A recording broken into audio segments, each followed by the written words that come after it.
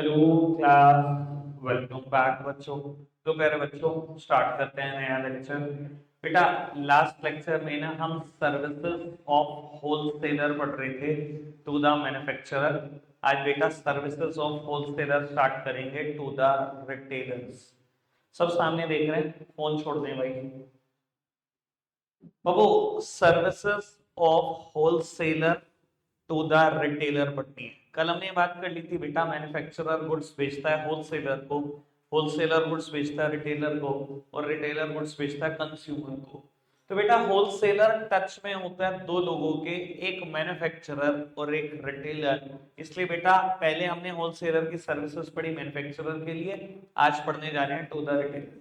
थोड़ी देर के बाद जैसे ये टॉपिक खत्म होगा, मैं सर्विसेज ऑफ रिटेलर स्टार्ट कर दूंगा। रिटेलर भी बेटा दो लोगों के टच में है, मैन्युफैक्चरर और कंज्यूमर। तो रिटेलर की सर्विसेज टू द होलसेलर भी पढ़नी शुरू कर देंगे आज। ठीक है जी। लो जी, सबसे पहले होलसेलर की सर्विसेज पढ़ते हैं टू द रिटेलर की होलसेलर क्या क्या सर्विस देते हैं रिटेलर को। अच्छा, पहले तो मैं यही बता दूं बेटा, बाकी सारे काम छोड़ के, कि अगर आप होलसेलर की भी कैटेगरी देखो ना प्रोडक्ट वाइज, तो बेटा होलसेलर भी ना ज्यादातर दो तरीके के दिखाई देते हैं। एक तो बेटा वो होलसेलर होते हैं जो मल्टी ब्रांड के प्रोडक्ट बेचते हैं अंडर द वन रूफ, बहुत सारे प्रोडक्ट बेचते हैं, बहुत सारे मैन्युफैक्चरर के प्रोडक्ट बेचते हैं। एक तो वैसे होलसेलर होते हैं, जैसे कि मैं अगर एग्जांपल देना चाहूं तो बहुत सारी फील्ड में देखने को मिल जाएंगे। मान लो मैं कॉस्मेटिक्स की बात करता हूँ, ज्यादा समझ जिस चीज की बात उसकी कर लीजिए। बेटा मेरे ब्रदर का काम था होलसेलर का, तो हमें पता है बेटा कि कैसे हम मैनेज करते थे उस चीज को। करते क्या थे बेटा, एक मैन्युफैक्चरर है हिंदुस्तान यूनिलीवर, भैया वही अकेले कॉस्मेटिक में ही कम से कम 500 से 600 प्रोडक्ट बनाता है। ठीक है जी, उससे भी सारे प्रोडक्ट बाय कर रहे हैं। एक और कंपनी है नोन एज डाबर, नाम सबने सुना है, डाबर से भी प्रोडक्ट आते थे। एक और कंपनी है पीएनजी, पीएनजी कंपनी के भी प्रोडक्ट आते थे। पीएनजी वही कंपनी है बेटा जो ऐड करती थी टीवी में, बोलती थी कि अगर आप हमारा कोई प्रोडक्ट खरीदेंगे हम 1 रुपया हर प्रोडक्ट में से बच्चे की शिक्षा की ओर लगाएंगे। सुना है ऐसा ऐड बेटा?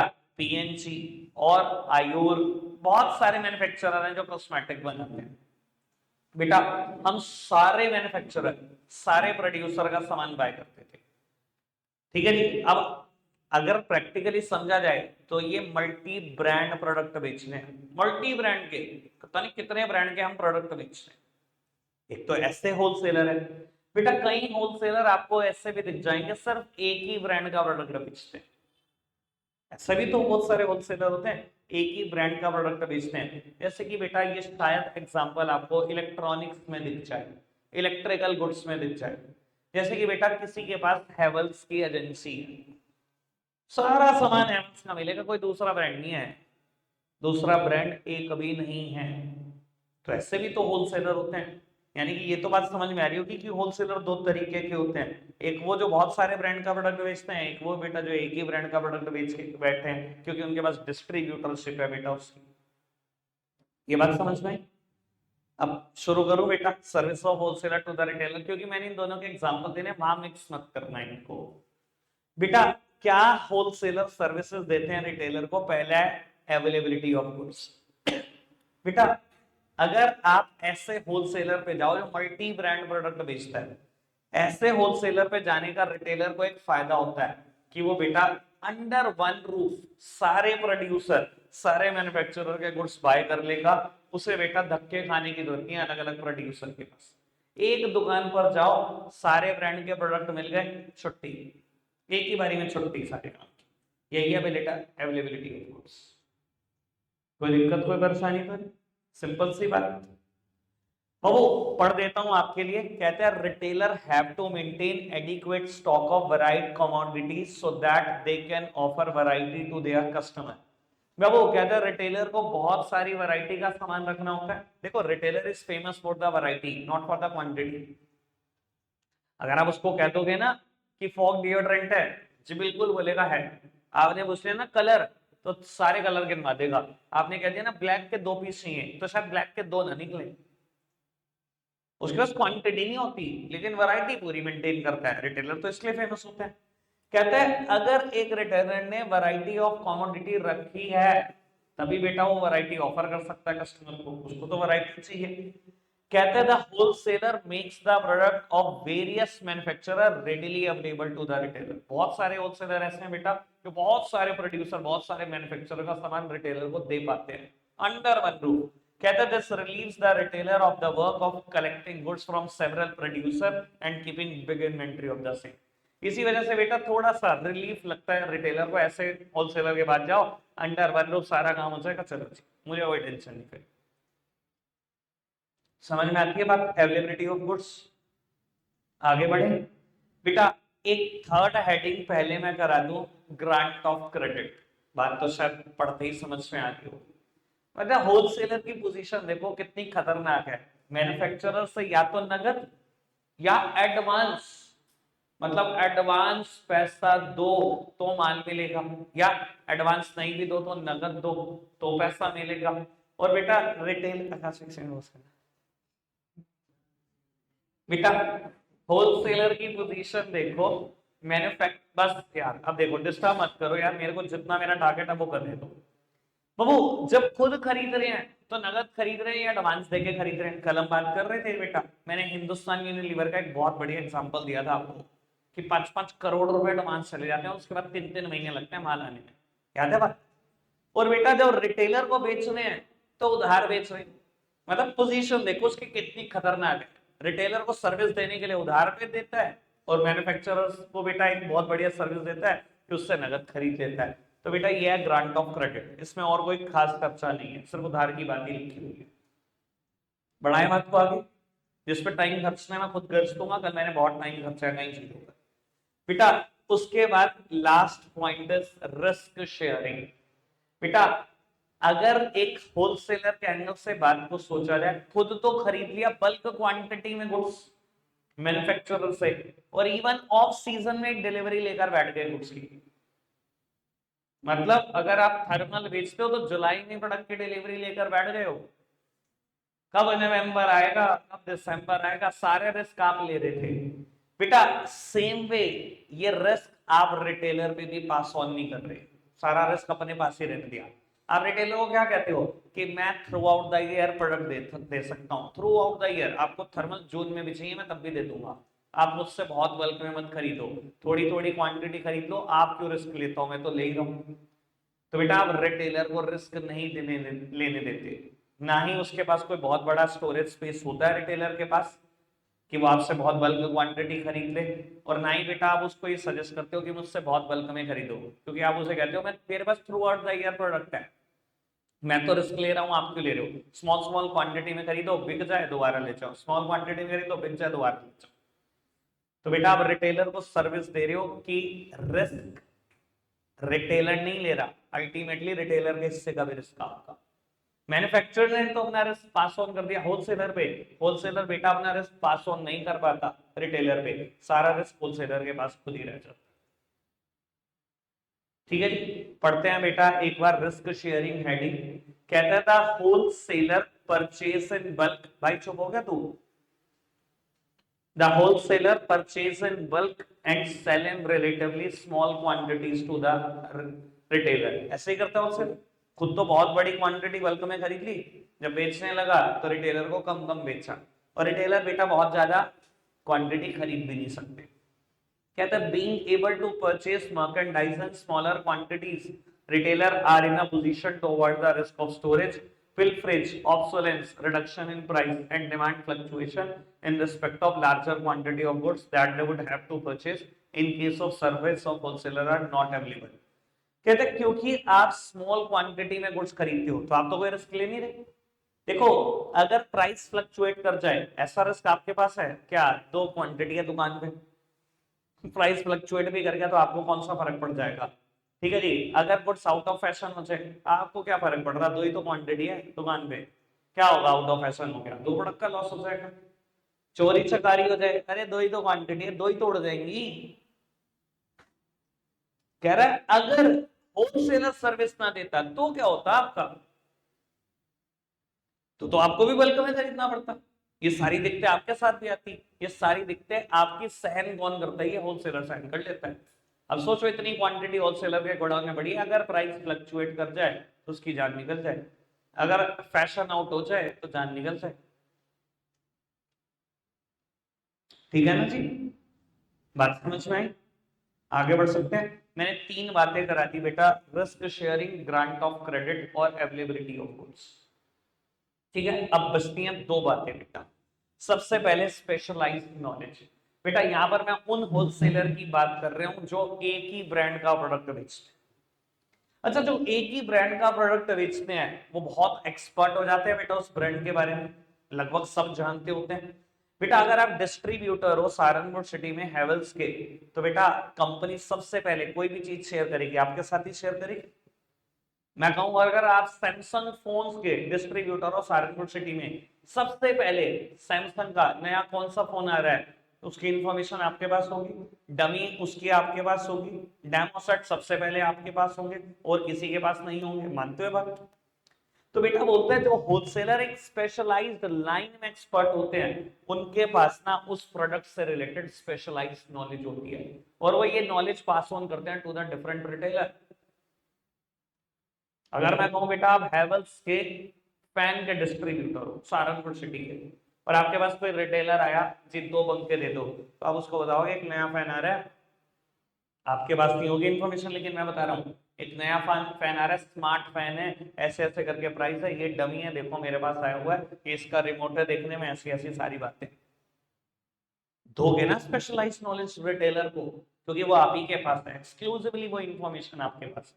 अगर आप सैमसंग फोन के रिटेलर हो सहारनपुर सिटी के या डिस्ट्रिक्ट के, सर आपके पास कई 100 डमी आएंगी, कई 100 डमी, और जो जो रिटेलर आपसे बाय करते हैं उनको दोगे ना, ये मॉडल आने जा रहा है, ये उसकी डमी है, अपने कस्टमर को दिखाना, बेचना या एडवांस ऑर्डर पकड़ना, सारे के सारे रिटेलर को पास ऑन करोगे ना, क्योंकि वो स्पेशलाइज नॉलेज आपके पास है।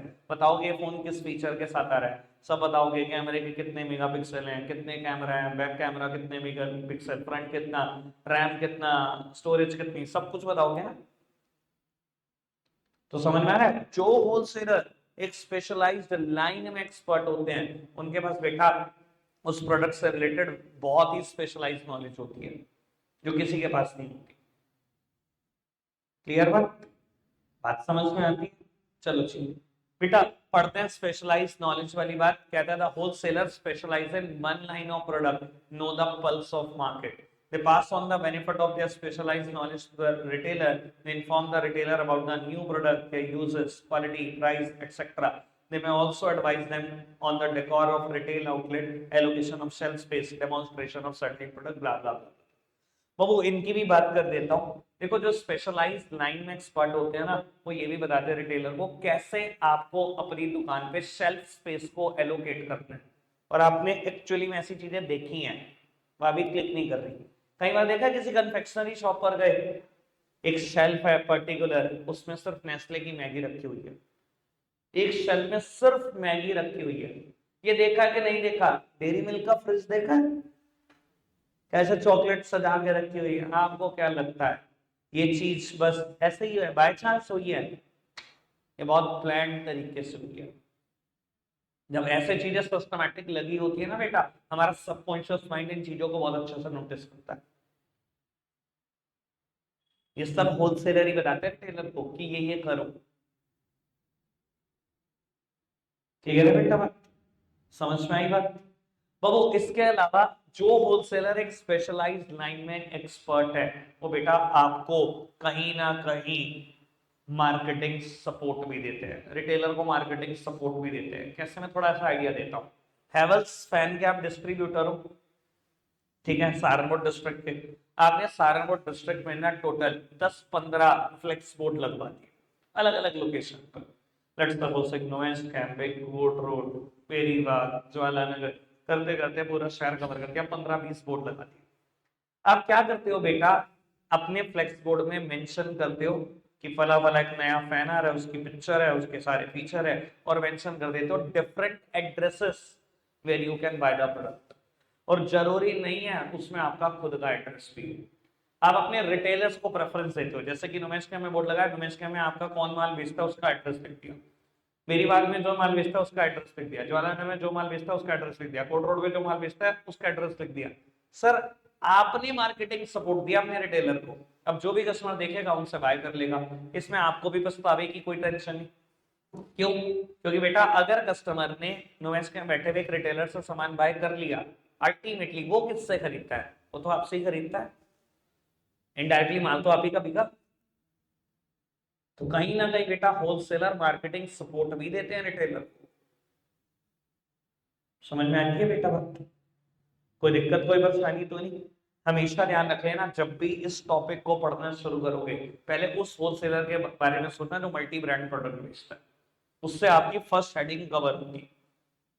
ठीक है जी। और बेटा जब उस रिटेलर के बारे में सोचोगे जो सिंगल ब्रांड प्रोडक्ट बेचता है, उससे आपकी सेकंड और फोर्थ हेडिंग कवर होगी, थर्ड और फिफ्थ जनरल है वो कवर होगी। आगे बढ़ जाए, क्लियर है बात? चलो बेटा आप सर्विसेज ऑफ रिटेलर स्टार्ट कर रहे हैं to the wholesaler and manufacturer. बेटा टॉपिक का नाम है सर्विसेज ऑफ रिटेलर, लिखा ऐसे जाता है services to the manufacturer and wholesaler. और तो बेटा डायरेक्ट टच में आप चाहे होलसेलर के हो, लेकिन बोलते ऐसे ही है services of retailer to the wholesaler and manufacturer, कि रिटेलर कैसे सर्व कर रहा है बेटा होलसेलर और मैन्युफैक्चरर को। एक बात सुन लेना, जब बेटा हम ये शुरू के दो टॉपिक पढ़ लेते हैं ना, तो अगले दो बहुत आसान हो जाते हैं। ज्यादातर केस में यही देखा जाता है, होलसेलर जो सर्विसेज मैन्युफैक्चरर को देता था ना, वही सर्विसेज रिटेलर होलसेलर को देता होता है। ठीक है जी। और जो सर्विसेज होलसेलर ने रिटेलर को दिया है, वही सर्विसेज रिटेलर ने पास ऑन किया टू द कंज्यूमर। अच्छा एक बात बताओ, अभी आपने पढ़ा कि ये उधार देता है, आपको क्या लगता है रिटेलर कस्टमर को उधार नहीं देता?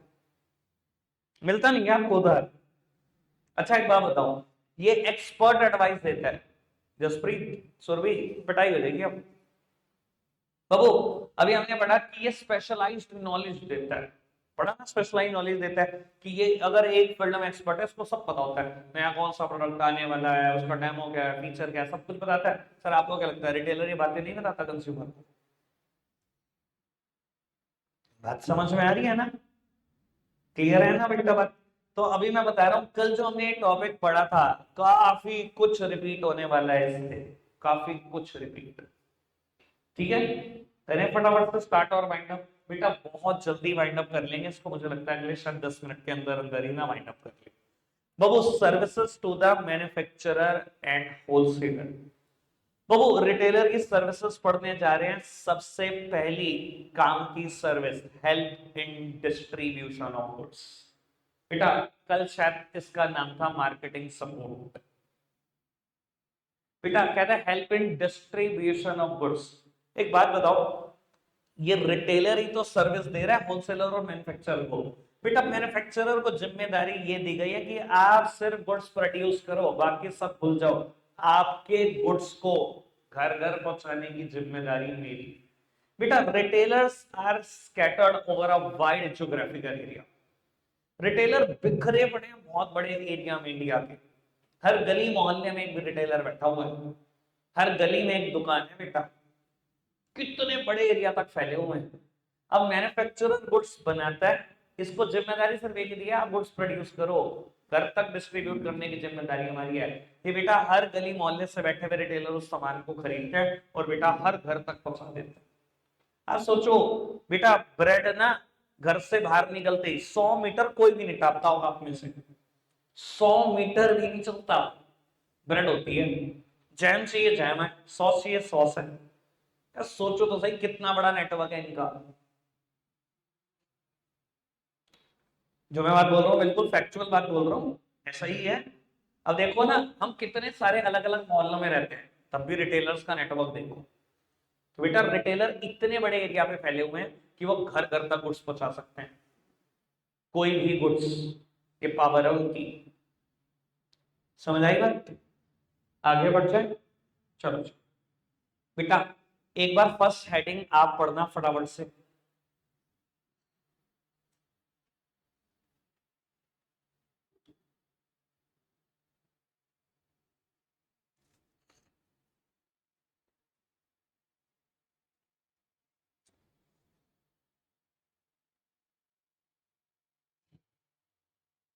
ठीक है, इजी वन, आगे बढ़। बेटा second heading is personal selling. देखो बड़ी सिंपल सी बात यह है कि दुनिया में कोई भी प्रोडक्ट बेचना है ना, जितना मर्जी अच्छा हो, कहीं ना कहीं कुछ पर्सनल सेलिंग एफर्ट रिक्वायर्ड होते हैं, कहीं ना कहीं कुछ पर्सनल सेलिंग एफर्ट चाहिए चाहिए। और यकीन माने अगर वो रिटेलर ना डाले ना पर्सनल सेलिंग एफर्ट, कभी मैन्युफैक्चरर अपने गुड्स बेच ना पाए। मैं कहता हूँ आप बहुत बहुत अच्छे मैन्युफैक्चरर हो, आपका नाम एलजी है, आपके प्रोडक्ट बेटा लग्जरी है, लोग मतलब रेप्यूटेशन समझते हैं आपके प्रोडक्ट को खरीदना, ठीक है जी। आज आप किसी शोरूम में एंट्री लेते हो इलेक्ट्रॉनिक्स की, आपको बेटा एक माइक्रोवेव ओवन बाय करना है एलजी का ही, दिमाग प्रिपेयर भी है, ठीक है जी। आपने एंट्री ली और बेटा रिटेलर ने एफर्ट डालने शुरू कर। आप देखते हो जनरली हम किसी भी इलेक्ट्रॉनिक के शोरूम में एंट्री देते हैं, कोई ना कोई सेल्समैन दौड़ा हुआ आता है, क्योंकि सारे सेल्समैन की कमीशन है, जो बेचेगा सामान उसकी कमीशन है, वो दौड़ा हुआ आता है और एफर्ट डालने शुरू करता है। सर क्या प्रोडक्ट बाय करेंगे, या मैम क्या प्रोडक्ट बाय करेंगे, आपने बताया जी मेरे को ओवन बाय करना है, अच्छा जी आ जाओ इस सेक्शन में आ जाओ। आप उस सेक्शन में लेके जाएगा, 10 ब्रांड के प्रोडक्ट दिखाएगा, ठीक है जी, कहीं ना कहीं एफर्ट डालता रहेगा और कंटिन्यूअसली डालता रहेगा। और यकीन मानना अगर वो एफर्ट ना डाले ना, जितना मर्जी माइंड प्रिपेयर हो, आप प्रोडक्ट खरीद कर नहीं आओगे, और जितना मर्जी ब्रांड क्यों ना हो। और यही बात सोच लो बेटा गारमेंट्स के केस में मुझे लगता है चीज हद से ज्यादा है। आप चाहे फ्लू जीन्स हो, आप चाहे यूएस पोलो हो, मैं कहता हूं आप चाहे टॉमी हो, और भी बड़े ब्रांड का नाम ले लो, अगर मैं शोरूम में घुस गया और किसी ने पर्सनल सेलिंग एफर्ट ना डाली, मैं बड़ा खरीद के नहीं होऊंगा। और यही मैंने ट्रायल रूम में ट्राई कर लिया, मैं प्रोडक्ट पहन के बाहर आया और बेटा सेल्स मैन ने कहा सर बहुत कमाल लग रहा है, अब ऐसे की जैसे अब तो प्रोडक्ट बाय होगा ही होगा। ये पर्सनल सेलिंग एफर्ट का कमाल है, और ये बात सब मेरे ऊपर नहीं लगती, आप सबके ऊपर लगती है बेटा। 2 बार कह देना सेल्समैन की प्रोडक्ट बहुत अच्छा लग रहा है, आपके ऊपर जच रहा है, बस हो गया काम। तो बेटा मैन्युफैक्चरर चाहे 10,000 की जीन ही ना क्यों ना बना रहा हूं, मैं तब भी पसंद नहीं करूंगा अगर पर्सनल सेलिंग एफर्ट नहीं डाले जाएंगे। और बेटा रिटेलर से ज्यादा पर्सनल सेलिंग एफर्ट कोई नहीं डालता, उसके एफर्ट हैं आपके तरफ, मतलब आप ओ करते हो उसको। आपको तो 10 बार नमस्ते करनी चाहिए रिटेलर को, जितने एफर्ट डाल के वो आपके प्रोडक्ट बेचता है। समझ में आ रही है बेटा बात? पक्का से आगे बढ़ सकते हैं? चलो जी बैठ बेटा। अभी 2 हेडिंग हम डन कर चुके हैं, एक बार पढ़ना चाहो तो पर्सनल, चलो 1 मिनट रुक जाओ, 2-3 हेडिंग इकट्ठे करने तब बात को बढ़ते हैं। बेटा इनेबलिंग लार्ज स्केल प्रोडक्शन, याद तो आई होगी बात, कल भी आई थी ना। सबसे पहली हेडिंग क्या थी कल? Facilitate large scale production. आज क्या है? Enabling large scale production. Repeat है हेडिंग, मैंने कहा था बेटा बहुत सारा क्वेश्चन रिपीट होगा, वो रिपीट होना शुरू हो गया। तो कल हमने इस बात को कैसे पढ़ा था कि एक होलसेलर, क्योंकि हम इसकी सर्विस पढ़ रहे थे, एक होलसेलर नंबर ऑफ रिटेलर से ऑर्डर इकट्ठा करता है और एक बल्क ऑर्डर प्लेस करता है मैन्युफैक्चरर। ठीक है जी, आज मेरी बात सुनना, बस मैं वर्ड चेंज कर दूंगा। एक रिटेलर नंबर ऑफ कंज्यूमर से ऑर्डर इकट्ठा करता है और एक बल्क ऑर्डर प्लेस कर देता है टू द होलसेलर।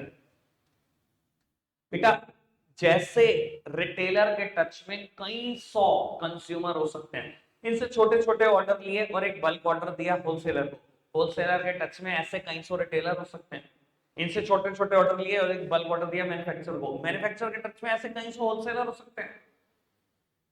इन सब की वजह से ही तो आप बल्क लेवल पे प्रोडक्शन कर पाते हो, मैसिव प्रोडक्शन कर पाते हो। और बेटा लार्ज स्केल प्रोडक्शन का कल एक फायदा बताया था, क्या फायदा होता है?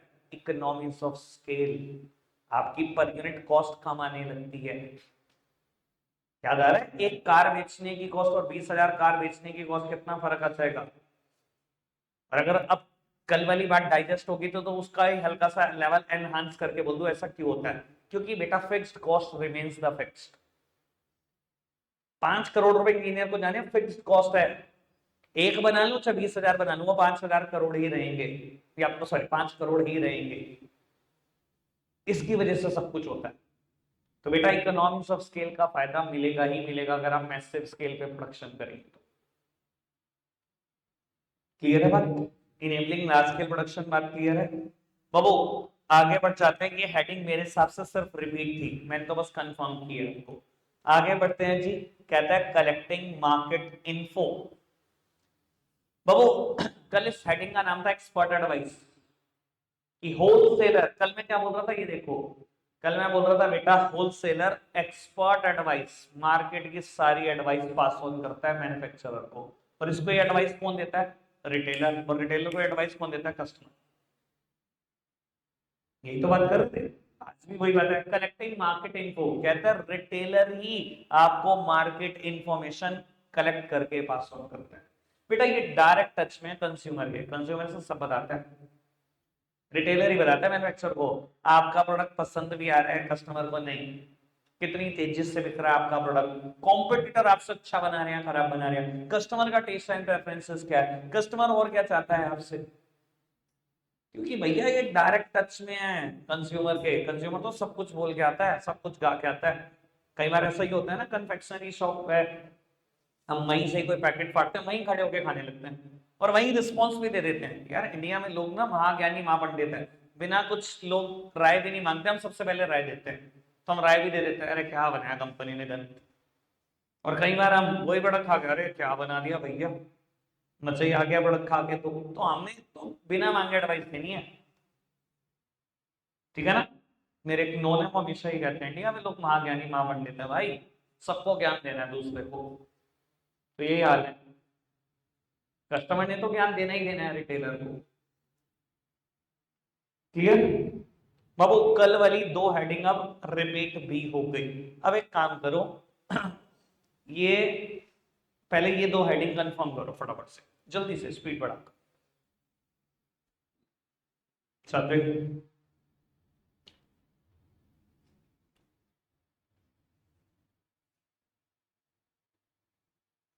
कलेक्टिंग मार्केट इन्फो भी फटाफट से।